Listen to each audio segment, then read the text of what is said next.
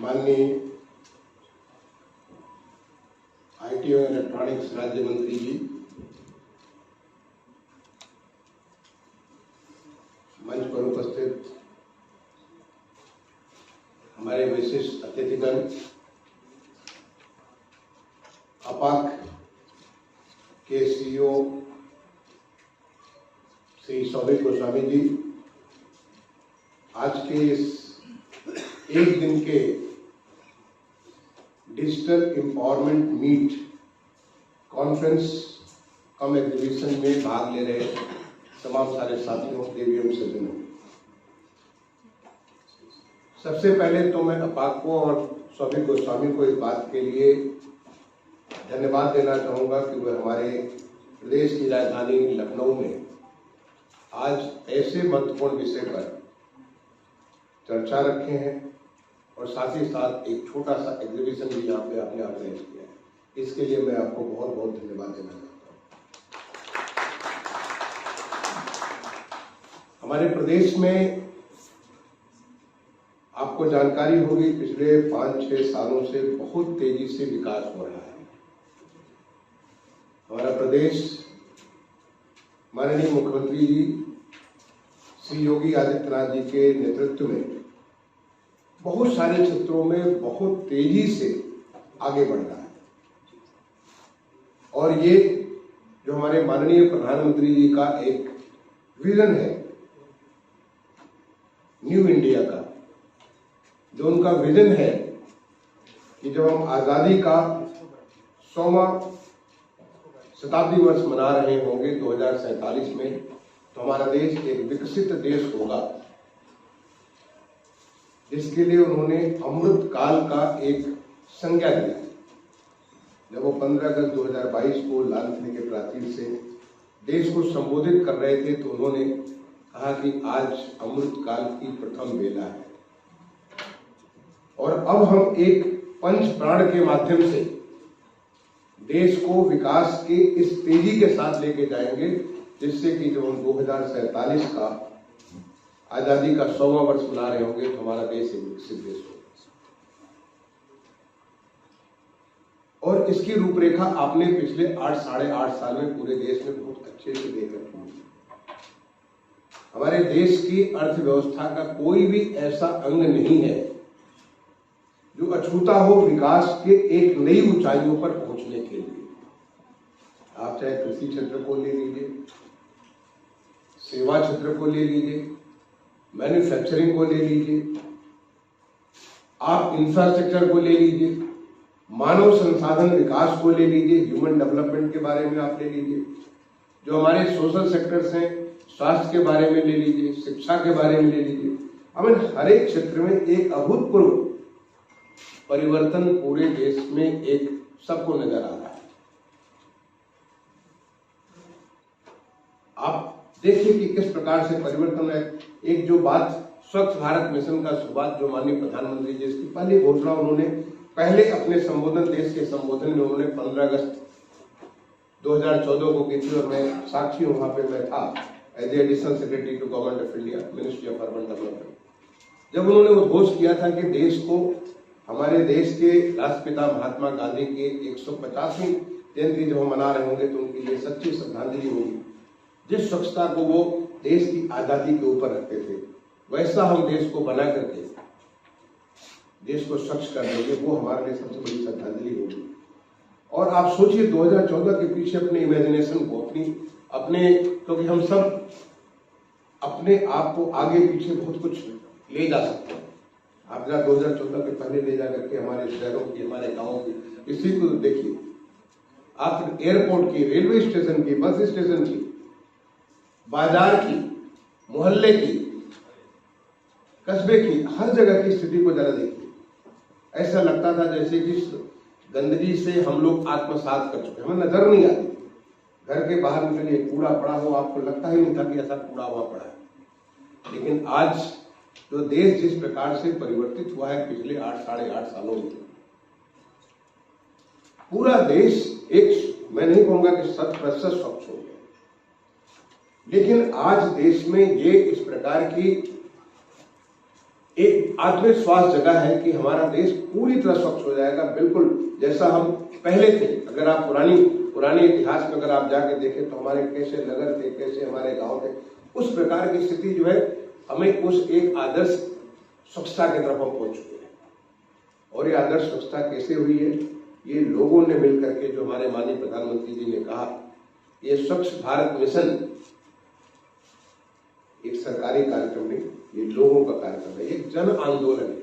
जन जन के मन में इस बात को डालना है कि हमें स्वच्छ रहना, हमारा घर हो, हमारा कस्बा हो, हमारा सड़क हो, हमारी बाजार हो, हमारा कार्यालय हो, हमारी फैक्ट्री हो, हर एक को स्वच्छ रखना है।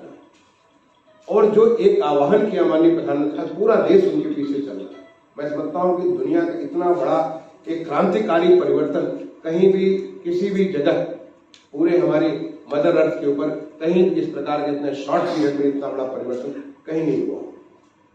क्योंकि मैं housing and urban affairs ministry का सेक्रेटरी रहा, क्योंकि मैं उस मंत्रालय में मिनिस्ट्री ऑफ अर्बन डेवलपमेंट का एडिशनल सेक्रेटरी रहा, इसलिए मैं साक्षी हूं देश की इस यात्रा में कि जिस प्रकार से कितनी तेजी से परिवर्तन हुआ। और वो परिवर्तन एक तरफ नहीं हुआ, एक तरफ तो हमारी वैचारिक जो हमारी जो सोच समझ, हमारी जो सोचने की बात है, उसके बारे में परिवर्तन हुआ। आज अगर आप कहीं कूड़ा फेंकिए, पहले दिल्ली में बड़ा एक आम बात हुआ करती थी, जब मैं वहां पे जॉइंट सेक्रेटरी था, डायरेक्टर था, आप जाइए ऑफिस से घर जाइए तो रास्ते में लोग गाड़ी के दरवाजे खोलते थे, उठा के कुछ फेंकते थे और कोई टोकने वाला नहीं, इनका किसी को बुरा भी नहीं लगता। आप कोई बॉटल से कुछ पी रहे हैं, कुछ खा रहे हैं और उसके बाद उठा करके बाहर फेंक दिया, जैसे कि बाहर ही कूड़ादान पड़ा हुआ है, रास्ते भर आपको ऐसी चीज नजर आती। आज आपको ऐसा नजारा कहीं भी नहीं मिलता। अगर कोई आपके सामने कुछ फेंकता है, खाने के बाद फेंकता है, तो तुरंत कोई टोकता है भाई आप इसको उठा लो। पहले आप ट्रेन में चलते थे, ट्रेन में लोग खाते पीते सब, आपका ट्रेन जब तक आप पहुंचे तब तक पूरा का पूरा जो फ्लोर भर जाता था। अब अगर कोई करता तो दूसरा उठा के ले जाके कूड़ेदान में डाल देता। ये हमारे विचार में परिवर्तन। दूसरा, हमें एक नई सोच आए कि हम जो है कूड़े से भी एक कंचन बना सकते हैं, उससे भी हम लोग उससे एक वेस्ट टू वेल्थ की तरफ, ताकि चाहे वो गीला कूड़ा हो, सूखा कूड़ा, हमारा ड्राई वेस्ट हो, उसको हम कैसे कन्वर्ट कर सकते हैं। और यहाँ पे तमाम किस्म की नई नई टेक्नोलॉजी है। मैं आपको इसलिए बता रहा हूँ क्योंकि मैं उत्तर प्रदेश सरकार का प्रमुख सचिव हुआ करता था 2010-11 में, और हमें एक A to Z के माध्यम से कानपुर में हमने एक बहुत बड़ा प्लांट लगवाया था। एक नई चीज शुरुआत की, मुझे लगता था कि बहुत बड़ा काम कर दिया मैंने और पूरे कानपुर की स्वच्छता के बारे में, और उसके लिए मुझे प्रधानमंत्री पुरस्कार भी मिला था। बड़े उसको मैंने काफी इज्जत के साथ उसको मैंने अपना डिस्प्ले किया, ये प्रधानमंत्री पुरस्कार मिला इस बात के। लेकिन अब मैं अपने आप को जब 11 साल पीछे जाकर के देखता हूँ तो मुझे लगता है कि जो काम मैंने किया वो बिल्कुल, हमने नकल कर ली, किसी विदेश की नकल कर ली और हमने उसके हिसाब से काम कर दिया, वो हमारे लिए बिल्कुल उपयुक्त नहीं था। आज जिस प्रकार से टेक्नोलॉजी का इंटरवेंशन हुआ है हमारी सोच में, हमारे जो चाहे बच्चे हों, इनोवेशंस के माध्यम से उनको जो है जो बच्चे स्टार्टअप्स के माध्यम से नई नई चीजें, इतनी सारी चीजें हो गई हैं और एक नई सोच आ गई। हमें पूरा स्वच्छता अपने आप में एक नई इंडस्ट्री बन गई और उस इंडस्ट्री को बनाने में आईटी का बहुत बड़ा रोल है। मैं आपको इसलिए बता रहा हूं कि सोचिए कि जब स्वच्छ सर्वेक्षण हम करते थे, स्वच्छ सर्वेक्षण जब मंत्रालय में शुरू किए थे, तो स्वच्छ सर्वेक्षण शुरू में किए थे, पहली बार हमने कोई 77 शहरों का किया, फिर बाद में हमने उसके बाद बढ़ाया 500 शहरों का किया, जिसमें 424 ने भाग लिया, बाकी लोग भाग भी नहीं लिए, और उसके बाद हम पूरे सारे शहरों का किया और उसके सारे स्टैंडर्ड्स हम बढ़ाते चले गए। पहले हम साल में एक बार करते थे, फिर हम उसको जो त्रैमासिक करने लगे, फिर हम उसको रेगुलर कंटिन्यूअस उसका करने लगे और हम एक्सेस टू द पब्लिक, लोगों तक पहुंचना चालू किए। ये सब कैसे संभव हो पाया? आज हर एक चीजें पूरी तरह से ट्रांसपेरेंट और किसी ने क्वेश्चन नहीं उठाया, किसी ने उंगली नहीं उठाया कि आप स्वच्छ सर्वेक्षण इतना बड़ा, आप पूरे देश का, दुनिया का सबसे बड़ा सर्वेक्षण करते हैं जिसमें 40 करोड़ से ज्यादा लोग भाग लेते हैं। अगर उसमें देखें लोगों के इनपुट्स, 10-12 करोड़ लोगों के इनपुट्स आते हैं, लेकिन इतना बड़ा चीज होने के बाद कोई उंगली नहीं उठाता है। ये हमारी टेक्नोलॉजी की ताकत है, ये हमारा आईसीटी जो इंफॉर्मेशन कम्युनिकेशन टेक्नोलॉजी है उसकी ताकत है। ये ताकत है हमारी, आज जो इलेक्ट्रॉनिक्स है उसकी ताकत है, जिसके नाते हम बहुत सारी चीजें कर सकते थे जैसा हम पहले सोच नहीं सकते, ऐसा विचार नहीं करता। तभी मैंने अभी एक आपका एग्जीबिशन देख रहा था, वहां पे क्विक्सी एक उनका प्रेजेंटेशन मैंने देखा। उन्होंने कहा कि एक उन्होंने प्लेटफॉर्म तैयार किया जिसे किसी को भी अपने सिस्टम को ऑटोमेट करने के लिए, आपको पूरा व्यवस्था देती है। ये वैसे हुआ कि किसी ने पहले बार एक औजार बनाया, वो जो कहते हैं छेनी और हथौड़ा बनाया कि किसी चीज को अगर काटना हो तो उसके लिए अब आप छेनी हथौड़ा से आप ऐसे करेंगे तो आपका कट जाएगा, आप उसको ये शेप आप दे सकते हैं। अब उन्होंने एक ऐसा प्लेटफॉर्म बना दिया जिस प्लेटफॉर्म पे चाहे आप छोटे बिजनेसमैन हो, बड़े बिजनेसमैन हो, छोटे ऑफिस हो, बड़े ऑफिस हो, कितनी भी किसी भी लेवल को आप प्लेटफॉर्म पे जाइए। It is like you hook your self and you can develop your own automated system. कैसे सिस्टम आपका ऑटोमेट हो जाए। तो जो हमारा स्वच्छ भारत मिशन में जिस प्रकार से आईटी का इंटरवेंशन हुआ, और आईटी के इंटरवेंशन केवल स्वच्छ सर्वेक्षण में नहीं हुआ, बल्कि वो तमाम सारी चीजें ऐसे ऐसे नए प्रोडक्ट आने लगे जिसका आप सोच भी नहीं सकते, जिसके बारे में हम कल्पना नहीं कर सकते थे 10 साल पहले। मैंने कहा कि 11 साल पहले जब हमें प्रधानमंत्री पुरस्कार मिला, हमारे दिमाग में बात आ नहीं सकती। उसमें रिकॉग्निशन था कि कोई दुबई से देखने आ रहा है, कोई पंजाब से देखने आ रहा है, कोई महाराष्ट्र से देखने, तमाम लोग आते थे, बड़े गर्व के साथ हम दिखाते थे, देखो हमारा ऐसे प्लांट चला। और अब मुझे लगता है कि ये प्लांट बिल्कुल सही नहीं था, हमारे लिए उपयुक्त नहीं था। हमारे देश के लिए उसको पहले सेग्रीगेट कर अलग अलग प्रोसेस करना, उसको ऐसे करना ताकि हमारे देश को फायदा हो। अब हम देश की सोचते हैं, जो हमारा देश में प्रधानमंत्री जी ने जो टीम इंडिया की बात की, ये हमारा जो 2047 की जो प्रधानमंत्री जी का संकल्प है, वो पहुंचने के लिए टीम इंडिया को काम करना। और टीम इंडिया मतलब वो चाहे भारत सरकार हो, चाहे राज्य सरकार हो, चाहे स्थानीय लोकल सरकार हो, चाहे वो प्राइवेट ऑर्गेनाइजेशन, प्राइवेट कंपनी हो या प्राइवेट इंडिविजुअल्स हो, ये सब मिलकर के हम टीम इंडिया बनाते हैं। हम सबको मिलकर के ऐसा कुछ करना है जिससे नए भारत में, जो नया भारत है, उस नए भारत में हर एक को ऐसी अपॉर्चुनिटी मिले और हर एक अपने पूरे जो उसके पोटेंशियल भगवान ने दे रखा है, जो हमारे प्रकृति ने, भगवान ने हम सबको अब जो भी पोटेंशियल दे रखा है, उस पूरे पोटेंशियल के मुताबिक हम अपने आप को पूरी तरह से, पूरी क्षमता के मुताबिक इस अर्थव्यवस्था को योगदान दे सके, अपने समाज को योगदान दे सके, अपने प्रदेश और देश को योगदान दे सके। ये कमाल हुआ है इस प्रकार का जो बने, ये जो काम हुआ है, ये आईटी और इलेक्ट्रॉनिक्स के नाते। मैं दूसरा एग्जाम्पल आपको देना चाहूँ। जो स्मार्ट सिटी की बात हुई थी, जब माननीय प्रधानमंत्री जी ने कहा कि स्मार्ट सिटी हम 100 शहरों में बनाएंगे, जब 100 शहरों के स्मार्ट सिटी की उन्होंने बात की, हमें पता भी नहीं था कि स्मार्ट सिटी होता क्या है, क्योंकि उस समय में उसी मंत्रालय में एडिशनल सेक्रेटरी हुआ करता था अर्बन डेवलपमेंट। हमने सोचना प्रारंभ किया कि आखिर जो प्रधानमंत्री चाहते हैं, चाहते क्या है, क्या होगा स्मार्ट सिटी। और आज हम दुनिया को सिखा सकते हैं स्मार्ट सिटी क्या होता है, कैसे आप सिटी को स्मार्ट बना सकते हैं। वहां हमने 1 साल लगा, पूरे 1 साल में बहुत विचार मंथन के बाद एक स्मार्ट सिटी का रूपरेखा तैयार की गई और उसको 25 जून 2015 को प्रधानमंत्री जी ने लॉन्च किया। और जब उन्होंने लॉन्च किया, देखिए कि छोटे से मंत्र से, एक जैसे होता है कि पहले हमारे ऋषि मुनि एक छोटा सा मंत्र दे देते थे, 4-6 शब्दों का मंत्र दे देते थे, उससे पूरी बात समझ आ जाती। उन्होंने जब लॉन्च कर रहे थे, और उस समय मैं वहां पे विज्ञान भवन में मैं भी मौजूद था, उन्होंने कहा कि smartness is nothing but getting more from less. आप सोचिए कितनी बड़ी बात है, getting more from less is the मूल मंत्र है पूरा स्मार्ट सिटी का। कि जैसे कि उदाहरण के लिए, अगर आपके पास 1000 लीटर पानी है और 1000 लीटर पानी से आप केवल 10 लोगों को आप पूरा कर सकते हैं, क्या आप ऐसा कर सकते हैं कि अगर हमारे पास तो 25 लोग हैं और 25 लोगों को ऐसे पानी पहुंचाइए जिससे कि वो 1000 लीटर ही पर्याप्त हो जाए। और ये तब पॉसिबल है जबकि पूरा का पूरा आप उसका मैनेजमेंट इस प्रकार से करेंगे कि ताकि कहीं भी कोई वेस्ट न होने पाए, एक एक उसके बूंद का सही तरीके से प्रयोग हो पाए, और इसके पीछे आप किसी को पीछे नहीं चला सकते। ये हमारा टेक्नोलॉजी की ताकत है जिसके माध्यम से हम हर एक को, पानी हो चाहे जो हमारे रिसोर्सेज आर लिमिटेड, हमारे पास अफरात रिसोर्सेज नहीं है। भगवान ने हमें पर्याप्त सब कुछ दिया है लेकिन अफरात नहीं दिया। जो पर्याप्त दिया है, होता क्या आप सोच सकते हैं। कैन यू, आपको मैं उदाहरण के बस, चूंकि आप सारे प्रबुद्ध लोग हैं इसलिए मैं आपको उदाहरण देना चाहूंगा। आप जानते हैं कि कई हमारे शहरों में पानी की उपलब्धता एक आम इंसान की उपलब्धता जरूरत होती है लगभग 130 लीटर पर डे की रिक्वायरमेंट होती है, जिसमें वो नहा भी सकता है, खा भी सकता है, सारे अपनी आवश्यकताओं को पूर्ति कर सकता है।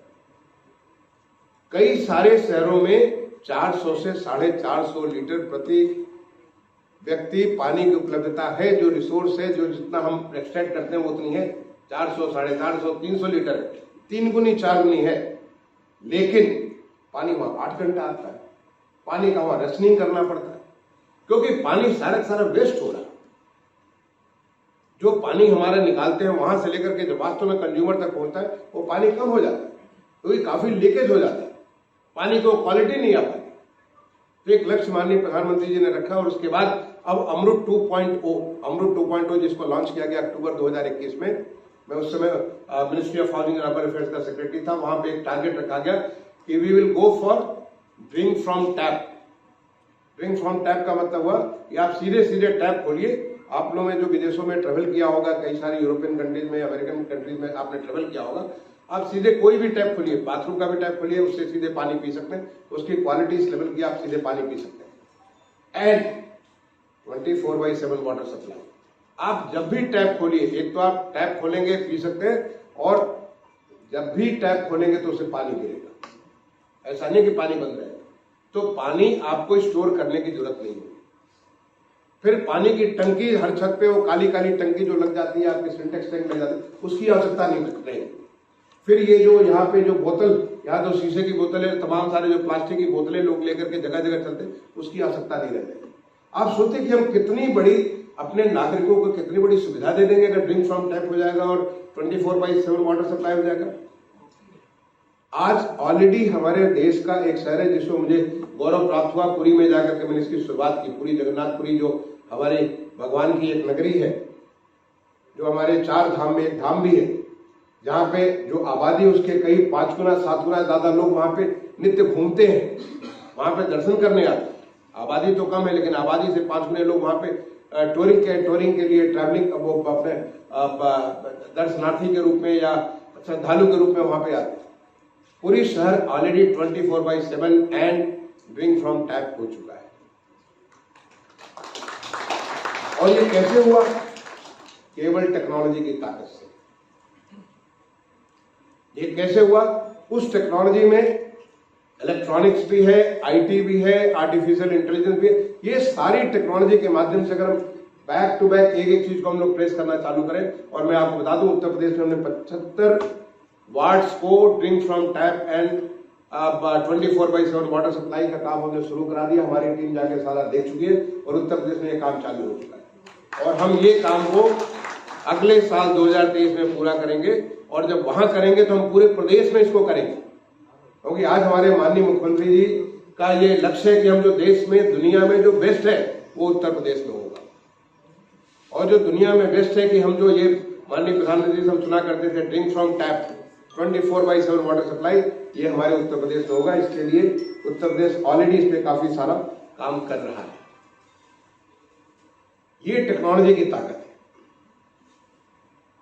और टेक्नोलॉजी के लिए जो स्मार्ट सिटी में जो काम हुआ है, स्मार्ट सिटी में आपने अभी कोविड का देखा, हाल में एक बहुत बड़ी त्रासदी कोविड की जो है, कोविड-19 जो फरवरी मार्च 2020 में शुरू हुई। इनफैक्ट हमारे देश की, दुनिया के काफी ज्यादा तारीफ हुई कि जिस प्रकार से हमारे माननीय प्रधानमंत्री के नेतृत्व में पूरे देश ने कोविड को हैंडल किया, इसकी हर जगह तारीफ हुई।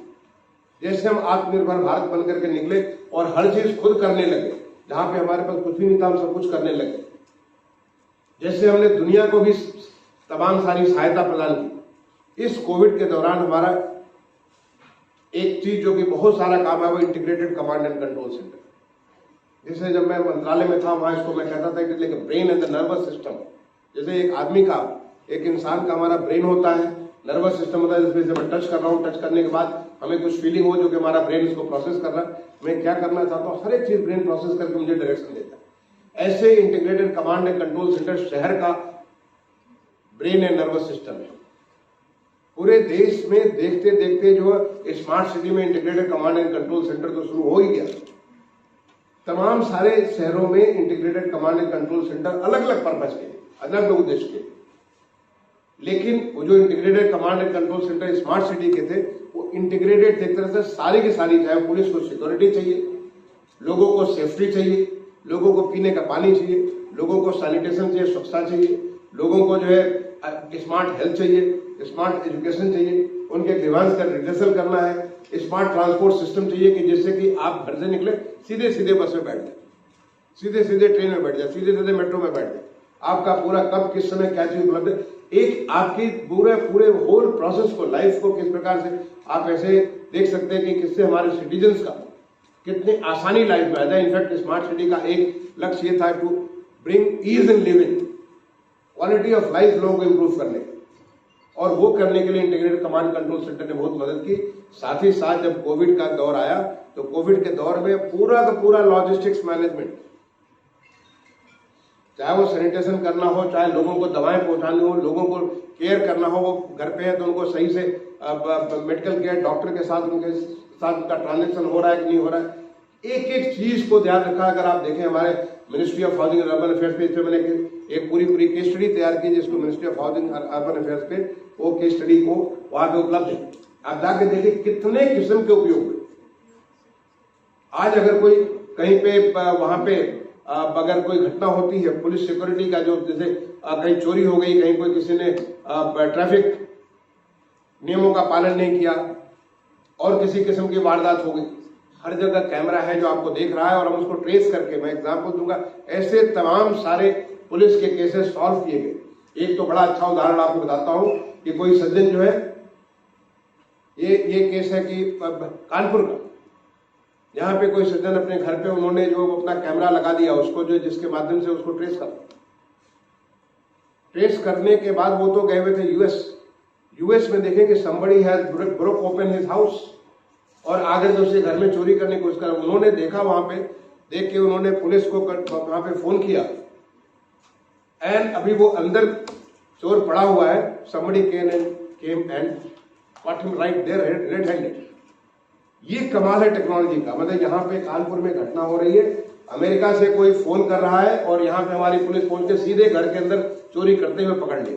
ये टेक्नोलॉजी की ताकत, ये टेक्नोलॉजी की ताकत है कि आप कुछ घटना करके भाग गए, आपको लगा कि हमें तो किसी ने देखा नहीं, लेकिन आपको तमाम सारी चीजें, मैं उसके डिटेल में नहीं जाना चाहता, उसके तमाम सारी चीजें करते हुए आप यहाँ से वारदात किए बनारस में, आप पहुंच गए बॉम्बे में, आपको बॉम्बे में ट्रेस करके वहां पे कहां पे ठहरे, वहां पे आपको पकड़ लिया, राइट इन द होटल। मैं आपको, ये भी इंसिडेंट अखबारों में रिपोर्टेड है, इसलिए आपको वहां जाके पकड़ लिया।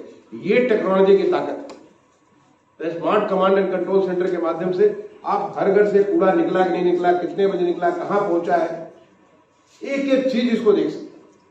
और ये काम करने के लिए अभी जब मैं मिनिस्ट्री में था, वहां मैंने बेल को एक टास्क दिया था कि हमारा इंटीग्रेटेड कमांड कंट्रोल सेंटर के माध्यम से इतना सारा चीज हो गया, इतनी हमारी ताकत निकल कर गया कि जब यहाँ पे कुंभ था हमारे प्रयागराज में, करोड़ों, एक दिन में 1 करोड़ लोग स्नान करते हैं।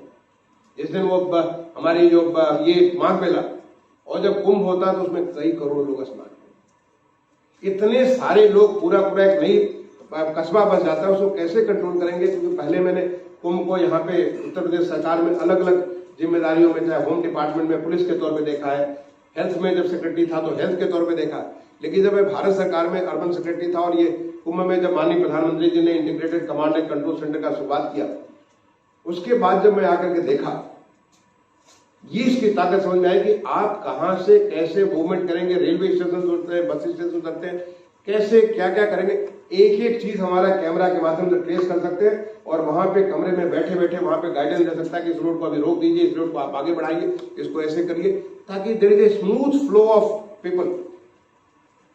ये हमारे टेक्नोलॉजी की ताकत है, टेक्नोलॉजी की ताकत है जिसके माध्यम से बिल्कुल हमारा वो दिव्य कुंभ जो है, जो पीछे 2 साल पहले यहाँ पे कुंभ हुआ था प्रयागराज में, वो कुंभ बिल्कुल किसी भी प्रकार की कठिनाई के, हर आदमी तारीफ कर रहा था, दुनिया के जो तमाम सारे लोग आए, हर एक ने तारीफ किया कि इतना बढ़िया हमारे माननीय मुख्यमंत्री जी या माननीय प्रधानमंत्री के नेतृत्व में ऐसा बड़ा कुंभ जो हुआ, इतना बड़ा human congregation, biggest congregation on this mother earth, mother planet, इस पे जो हुआ उतना बड़ा, इतने अच्छे से हुआ। उसमें बहुत सारी चीजें की गई, लेकिन एक चीज जिसका जो उसमें रोल हुआ, वो रोल था हमारा integrated command and control centre. उसका बहुत बड़ा रोल, चीजों को चाहे वो सैनिटेशन के बारे में, लोगों को सुविधाएं देने के बारे में, और आने वाले समय में हम टेक्नोलॉजी का और ज्यादा प्रयोग करेंगे।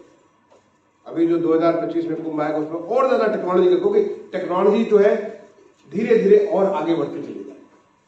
अब टेक्नोलॉजी के लिए एक तरफ तो हमें जो है नई व्यवस्थाएं चाहिए और दूसरे तरफ उसके लिए इलेक्ट्रॉनिक्स चाहिए। आपको जानकर के खुशी होगी कि हमारे कल ही कैबिनेट में उत्तर प्रदेश की जो हमारी कैबिनेट है, कैबिनेट ने इसको नई इलेक्ट्रॉनिक्स मैन्युफैक्चरिंग पॉलिसी और उत्तर प्रदेश ने एक नई आईटी एंड आईटीएस पॉलिसी, ये दोनों चीजों को कल कैबिनेट के द्वारा अप्रूव किया गया। माननीय मुख्यमंत्री जी की जो अपेक्षा है कि हमारे प्रदेश में जो बेस्ट से बेस्ट हो, जो मैंने कहा दुनिया का जो बेस्ट हो, वो हमारे प्रदेश में होना चाहिए। एक ऐसा माहौल बना है, उस माहौल से हम चाहते हैं कि उत्तर प्रदेश के लोगों के, नागरिकों के जिंदगी को हम बहुत अच्छा बनाएं, और वो करने के लिए ही अभी एक लक्ष्य रखा माननीय मुख्यमंत्री जी ने $1 ट्रिलियन इकोनॉमी का। $1 ट्रिलियन अभी तो हमारे प्रदेश की जो हमारी जो इकोनॉमी है वो करीब 250 बिलियन के आसपास है। इसको 4 गुना अगले 5 साल में कैसे करेंगे, और ये करने के लिए हर एक क्षेत्र को हमें पूरी तरह से इन्विगोरेट करना पड़ेगा, पूरी तरह से ऊर्जावान करना, पूरी तरह से ऊर्जित करना पड़ेगा। और उस ऊर्जा देने के लिए चाहे वो एग्रीकल्चर का क्षेत्र हो, चाहे वो इंडस्ट्री का क्षेत्र हो, चाहे वो सर्विसेज का क्षेत्र हो, इंफ्रास्ट्रक्चर को, ऑलरेडी बहुत सारा काम हो चुका है। आज हमारे प्रदेश में देश का सबसे ज्यादा जो है एक्सप्रेसवे उत्तर प्रदेश में बन चुका है, चल रहा है या बन रहा है। 13 हमारे 6 हमारे एक्सप्रेसवे बन चुके हैं, जो चल रहे हैं। आज बुंदेलखंड और पूर्वांचल जो कि बहुत दूर होता था राजधानी, देश की राजधानी दिल्ली से, आज वहां पे 6-7 घंटे में आप पहुंच सकते हैं। आज हमारे प्रदेश में जो फ्रीट कॉरिडोर है, ईस्टर्न फ्रीट कॉरिडोर, वेस्टर्न फ्रीट कॉरिडोर, दोनों का सबसे बड़ा एरिया हमारे प्रदेश में, दोनों मिलते हैं हमारे प्रदेश में, जिससे लॉजिस्टिक्स का एक बहुत बड़ा हब हमारे प्रदेश में तैयार हो। आज जो हमारे प्रदेश में जो ये इनलैंड वाटर फ्रीट है, वो बनारस से लेकर हल्दिया का, वो हमारा तैयार हो चुका है। आज सबसे ज्यादा मेट्रो का जो काम उत्तर प्रदेश में 5 शहर मेट्रो चलता है, और ये मेट्रो बहुत तेजी से बढ़ रहा है। देश का पहला regional rapid transport Uttar Pradesh में बन रहा है। मैं समझता हूं अभी बहुत जल्दी उसका पहला 17 किलोमीटर उसका उद्घाटन हो जाएगा। देश में 9 एयरपोर्ट हमारे चल रहे हैं, जिसमें 3 हमारे इंटरनेशनल एयरपोर्ट है, 2 और इंटरनेशनल एयरपोर्ट बन रहे हैं। 5 एयरपोर्ट्स और आगे बहुत जल्दी 2 साल के भीतर चालू हो जाएंगे, जिसको एयरपोर्ट अथॉरिटी के साथ हमने एमयू कर लिया। यानी पूरा इंफ्रास्ट्रक्चर पे बहुत तेजी से काम हुआ।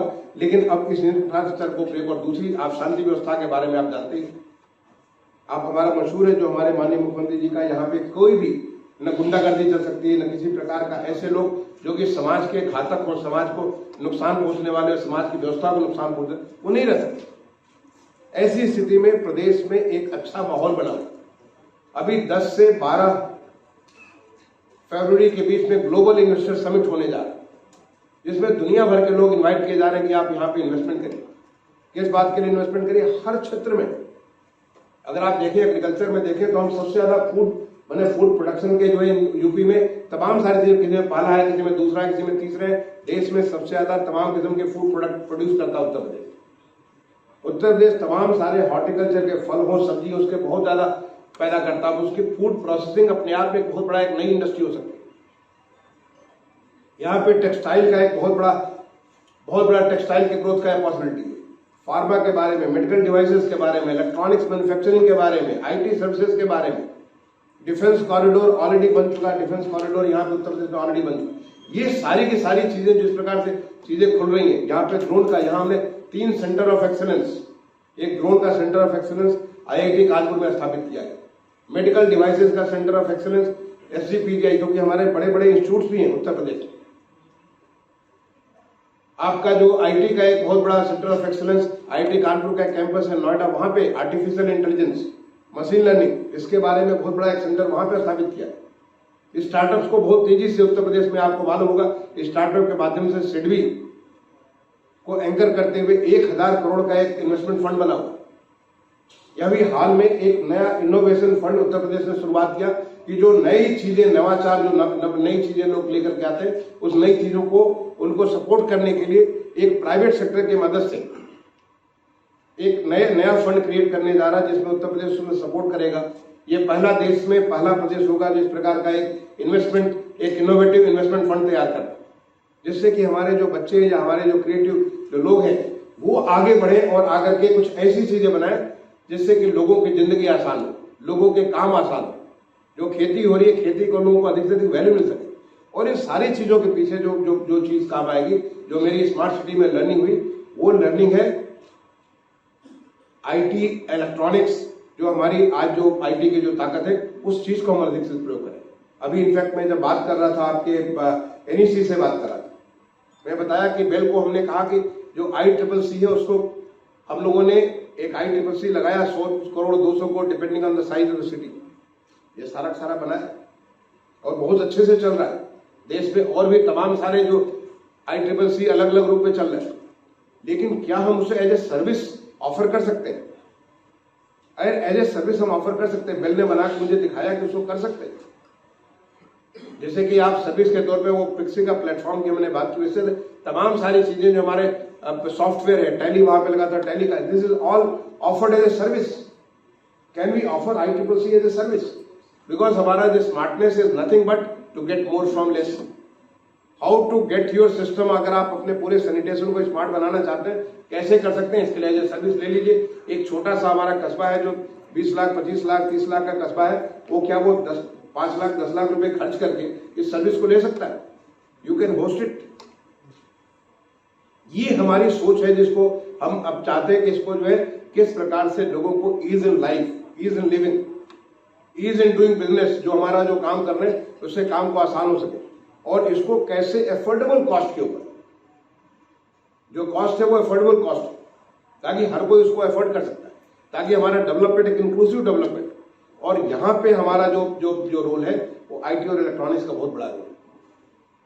इसके लिए पूरा एक इलेक्ट्रॉनिक्स पार्क बनाने के लिए जेवर एयरपोर्ट के पास सारी की सारी सुविधाएं उत्तर प्रदेश सरकार तैयार कर रही है कि जिसके माध्यम से आप आए और यहाँ इन्वेस्ट करें, और इन्वेस्ट करके यहाँ से पूरे देश का जो ग्रोथ इंजन है हमारे उत्तर प्रदेश से प्रोवाइड हो। और जो हमारे माननीय मुख्यमंत्री जी की जो संकल्प है कि हम इसे $1 ट्रिलियन इकोनॉमी बनाएंगे अगले 5 साल में, उसको हम लोग पूरा करें। देश को आगे बढ़ाने के लिए उसमें उत्तर प्रदेश का बहुत बड़ा रोल है। और यहाँ पे आईटी का, इलेक्ट्रॉनिक्स का बहुत बड़ा रोल होगा, जिसका आज आप ये जो मीट कर रहे हैं पूरे दिन भर का, मैं समझता हूँ कि आपके इस डिस्कशन से बहुत सारी नई नई चीजें निकल करके आएंगी।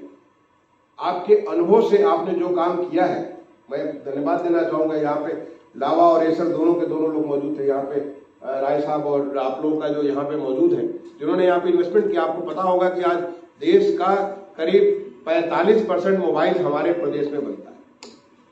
आपको मालूम होगा कि मोबाइल इंडस्ट्री के लिए जो इक्विपमेंट्स होता है उसका करीब 55% हमारे प्रदेश में बन रहा है। आपको मालूम होगा कि अभी हमारे माननीय मुख्यमंत्री जी ने एक डाटा सेंटर, अभी डाटा सेंटर की भी नई पॉलिसी बनाई। डाटा सेंटर जो पहला हमारा अभी नोएडा में शुरुआत किया है, और इस डाटा सेंटर से वो 250 मेगावाट का डाटा सेंटर, उनके सारे के सारे टावर्स अगले 1-1.5 साल में बनकर के तैयार हो जाएंगे, जो हीरनंदानी और योटा का मिलकर के बन रहा है। यही नहीं, करीब 600 मेगावाट के डाटा सेंटर के ऑलरेडी काम यहाँ पे उत्तर प्रदेश में चालू हो गए। और जो नई हमारी डाटा सेंटर की जो पॉलिसी है, उस पॉलिसी के मुताबिक हमारा प्रदेश पूरे देश की जो रिक्वायरमेंट है उसके रिक्वायरमेंट से 25% से ज्यादा हमारे प्रदेश से उपलब्ध किया जाएगा। आप सोच सकते हैं कि कितना ज्यादा फर्क लोगों के लाइफ में आएगा जब डाटा सेंटर होगा, किस प्रकार से हमारा कम्युनिकेशन आसान हो जाएगा।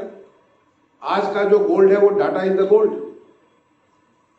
पहले लोग कहते थे petrol with the gold, gold को आपको पेट्रोल में कहते थे कि जिसके पास पेट्रोल है उसके पास ताकत है। आज की डेट में डाटा जिसके पास है उसके पास ताकत है। वो सारी की सारी चीजें ये डाटा के माध्यम से आप लोगों की लाइफ को कैसे परिवर्तित कर सकते हैं, कैसे चेंज कर सकते हैं। क्योंकि ultimately we are all working, सारे के सारे लोग मिलकर के एक ही चीज के लिए कर रहे हैं कि कैसे हमारी ह्यूमन लाइफ कितनी आसान हो जाए, कितनी प्रोडक्टिव हो जाए, और उस काम को करने के लिए आप तमाम किस्म की कोशिशें कर रहे हैं। तो आज उत्तर प्रदेश इस काम के लिए पूरी तरीके से लगा हुआ। और आज उत्तर प्रदेश में आप ये जो वर्कशॉप कर रहे हैं, पूरे दिन भर का कॉन्फ्रेंस कर रहे हैं, एग्जीबिशन कर रहे हैं, निश्चित तौर पे हमारे बहुत सारे यहाँ पे अधिकारी आएंगे, आपसे शेयर करेंगे, तमाम सारे अनुभव शेयर करेंगे। और मैंने एक ओवरऑल जनरल पर्सपेक्टिव मैंने आपसे बात की, लेकिन वो जब आएंगे तो स्पेसिफिक आपसे बातें करेंगे, क्या कर रहे हैं, कैसे कर रहे हैं। कोई सेक्टर ऐसा नहीं है, चाहे हेल्थ का सेक्टर हो, एजुकेशन का सेक्टर हो, कोई सेक्टर ऐसा नहीं है जो इसके बगैर काम करेगा। क्योंकि स्मार्टनेस से क्या हो जाता है, स्मार्टनेस लाने के लिए ये लेयर बहुत आवश्यक है।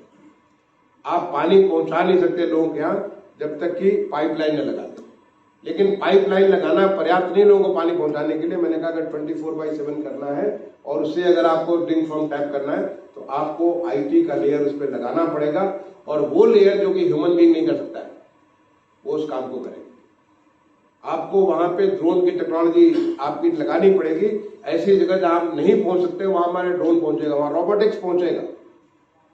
वो सारी की चीजें जहां हमारी पहुंचनी है वहां उसकी पहुंचे। उन्होंने सोच सकते हैं कि रोबोटिक्स किस प्रकार से पूरा का पूरा मेडिकल क्षेत्र में इतना कमाल का परिवर्तन ला दिया है। इतनी प्रिसीजन आज की डेट में सर्जरी हो रही है, वो सर्जरी का कमाल है रोबोटिक्स। और आपको जानकर के खुशी होगी कि हमारे प्रदेश में रोबोटिक्स की भी अभी हमारे ग्रेटर नोएडा में चीज बन करके तैयार हो रही है। पूरी फैक्ट्री मैं बताऊं अगले साल 2030 में बन करके वो चालू हो जाएगी। और हर क्षेत्र में काम हो रहा है, और इस काम को करने के लिए हम और क्या कर सकते हैं, कैसे हम आपकी मदद कर सकते हैं। आज हमारा उत्तर प्रदेश ने 23 पॉलिसीज, पिछले 2-2.5 महीने में 23 policies which constitute whole spectrum, आप हमारे वेबसाइट पे जाकर देख सकते हैं। वो सारी की सारी पॉलिसीज ऐसी बनाई है कि ताकि हम इन्वेस्टमेंट का अच्छा माहौल तैयार कर सकें। और मैं आप सबसे ये भी आपको स्वागत करूंगा कि आप उत्तर प्रदेश में इन्वेस्टमेंट करें, उत्तर प्रदेश की इन्वेस्टमेंट को एड करें, उसको आप आगे बढ़ाएं। उत्तर प्रदेश आपके साथ होगा हर तरीके से। हम उसकी पूरी माहौल जो माननीय मुख्यमंत्री जी ने एक लोगों को एक इकोसिस्टम बना रखा, वो इकोसिस्टम आपके सपोर्ट में होगा। मैं एक बार दोबारा सभी को आज के इस कॉन्फ्रेंस के लिए बहुत बहुत धन्यवाद देता हूं। और निश्चित तौर से उनसे मैं रिक्वेस्ट करूंगा कि जो दिन भर के डिलीब्रेशन में कोई नई चीज में निकल करके आती है उससे मुझे जरूर शेयर करें, ताकि वो हमारे आगे इस जो मुहिम एक उत्तर प्रदेश में चली हुई है, पूरे देश में जो मुहिम माननीय प्रधानमंत्री जी ने कर रखी है, उसमें हमें मदद मिलेगी। धन्यवाद। जय हिंद।